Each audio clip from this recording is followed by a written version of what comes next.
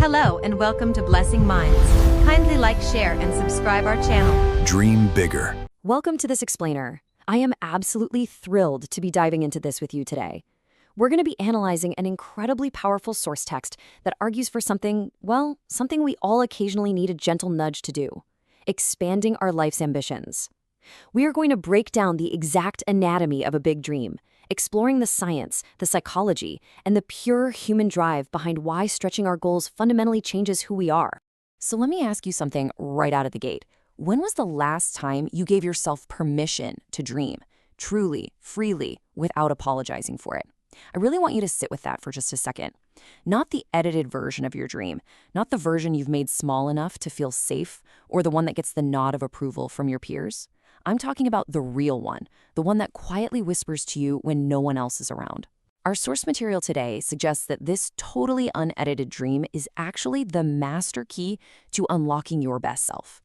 And you know, the text points to something really fascinating right away. Dreaming bigger isn't just some fluffy, feel-good motivation. It is a scientifically proven driver of better results. The source highlights Dr. Edwin Locke and Dr. Gary Latham's goal-setting theory, which is literally one of the most replicated findings in all of motivational psychology. They proved that challenging, specific goals consistently outperform easy or vague ones when it comes to motivation, performance, and just overall life satisfaction. Dreaming big literally wires you for better outcomes.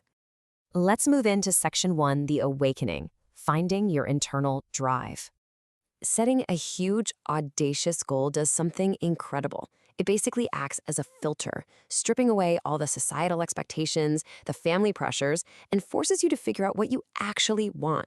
When the dream is big enough, the trivial noise just falls away, leaving you with a vision that is undeniably yours. Abraham Maslow framed this kind of ambition perfectly when he said, "What a man can be, he must be." He spent his whole life studying the highest levels of human fulfillment, and he coined the term self-actualization. You see, dreaming bigger is so often misunderstood as being selfish or ego-driven, but Maslow's concept proves that going after your absolute highest potential is actually the most honest act of self-discovery you'll ever make. It is a requirement for a truly fulfilled life. Now, the really crucial point here is that this drive has a distinct biological footprint. It is not just a mindset, it is literal chemistry.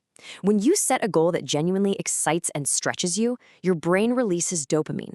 That's the neurotransmitter completely responsible for momentum and purposeful energy. The text points out that when you take a massive dream and break it down into smaller milestones, you create a continuous loop of this chemical. It literally provides you with a perpetual biological energy source. And we absolutely need that biological energy, right? Because, as this powerful quote from Steve Jobs reminds us, our time is finite.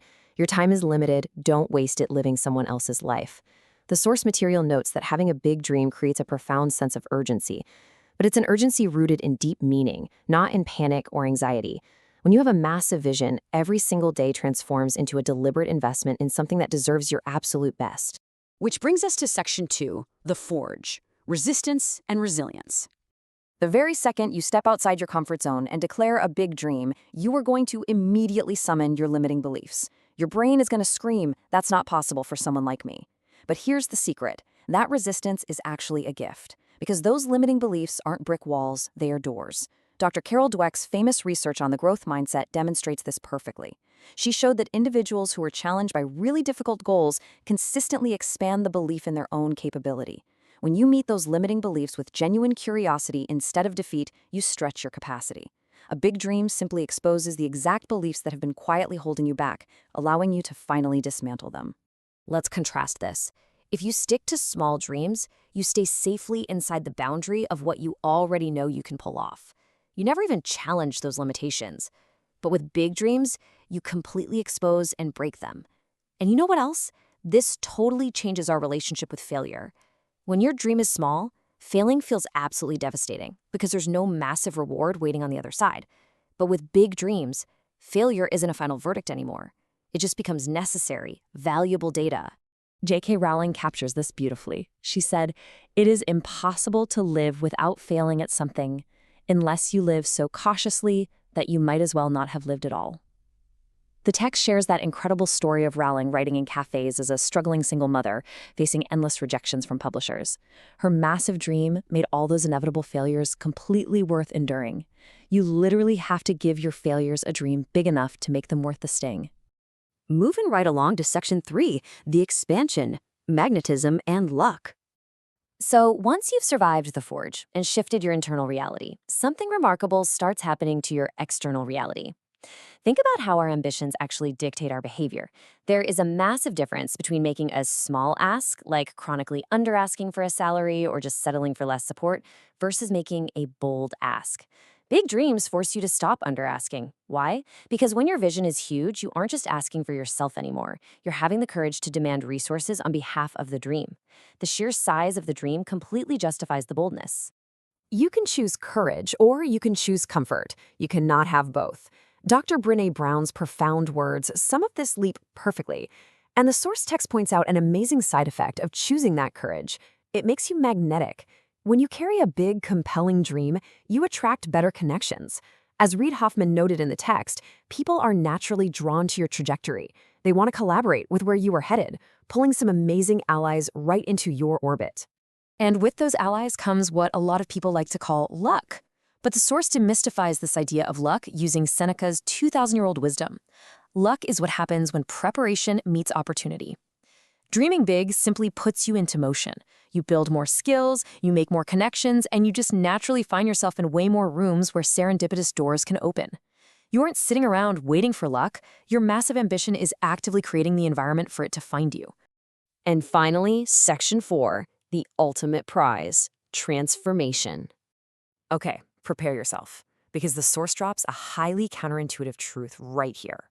Everything we discussed so far actually leads to this one realization. Achieving the goal itself isn't actually the main point of all this ambition. Dr. Martin Seligman, who's the father of positive psychology, found that the pursuit of genuine meaning predicts lasting life satisfaction far more than the actual achievement itself. So the true reward of a big dream isn't crossing the finish line. It's the discipline, the resilience, and the new skills you are forced to develop along the way. Who you become in the pursuit of the dream, that is the actual prize. 4. That is the exact number of years Michelangelo spent lying flat on his back, enduring immense physical pain, just to paint the ceiling of the Sistine Chapel. 4 grueling years of pursuing an unimaginably massive vision. And that singular dedication leads us right into his profound perspective on human ambition. He said, "The greater danger for most of us lies not in setting our aim too high and falling short, but in setting our aim too low and achieving our mark." Think about that. Achieving a small dream leaves you safe, for sure, but it constantly leaves you wondering what if. Falling short on a massive dream, though, that means you reached. It means you truly stretched yourself and chose to live fully and deeply. Even if it's incomplete, a massive pursuit leaves you with a life so much richer than one lived safely. So let's quickly pull this all together. We've mapped out 10 core arguments from the text today, from tapping into endless biological energy and crushing your limits, to literally creating your own luck and valuing your finite time on Earth. The evidence for adopting this mindset is just overwhelming. The journey of dreaming bigger helps you discover what you truly desire, it helps you overcome inevitable failures, and ultimately, it shapes you into the absolute best version of yourself.